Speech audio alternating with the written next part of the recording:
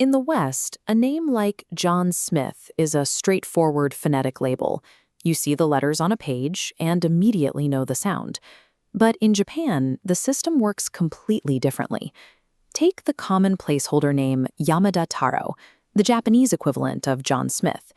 If you look at those characters printed on a piece of paper, you cannot guarantee you know how to say them out loud. That is because the Japanese language operates on a complex many-to-many relationship.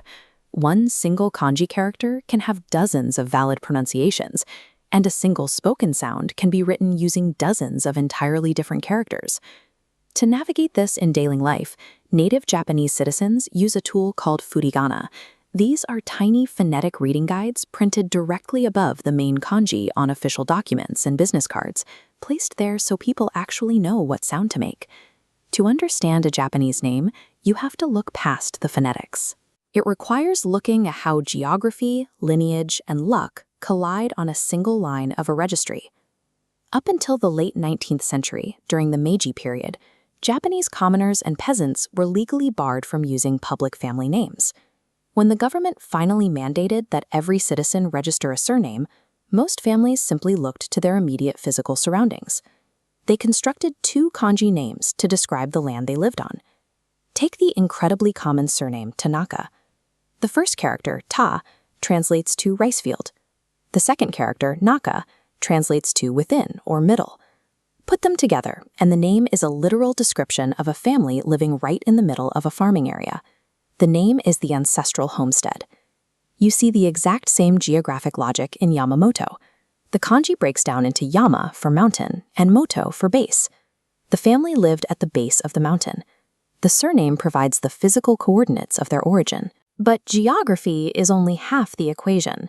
If a surname ends in the sounds to or fuji, like Sato, Ito, or Kato, the family is likely claiming a very different kind of origin, an aristocratic one.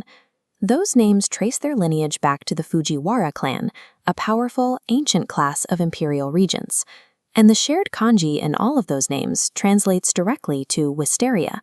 Whether it describes a physical landscape or signals an imperial bloodline, a Japanese surname functions as an ancestral GPS coordinate or a historical clan badge. If the surname locks in a family's origin, the given name looks toward the future. Parents select specific characters to instill specific virtues and life aspirations directly into their child's identity. A popular name like Atsuko, for example, combines characters that translate to warm sincerity, a permanent wish for how that child will navigate the world. You can also identify the gender of the child by the structural suffixes they choose. Boys' names frequently end in syllables like ro or o, while girls' names typically end in ko or mi. But picking the right meaning and the right suffix is only the first step. Parents also subject potential names to seimei handan, a rigorous fortune-telling practice. This practice calculates a name's mathematical luck by counting the exact number of brushstrokes required to write the kanji. A stroke count that totals an unlucky number will often cause parents to scrap a name entirely and start over. And even if the math is lucky, the name still has to clear the government. Parents must comply with Joyo kanji, a strict registry dictating exactly which characters are legally permitted for use in personal names. The state enforces these rules to ensure readability, but also blocks characters with severe negative connotations. You cannot, for instance, legally name your child Akuma, the Japanese word for devil. By the time a given name is finalized, it is a heavily regulated, mathematically calculated wish for a child's future. Here is the sociological paradox.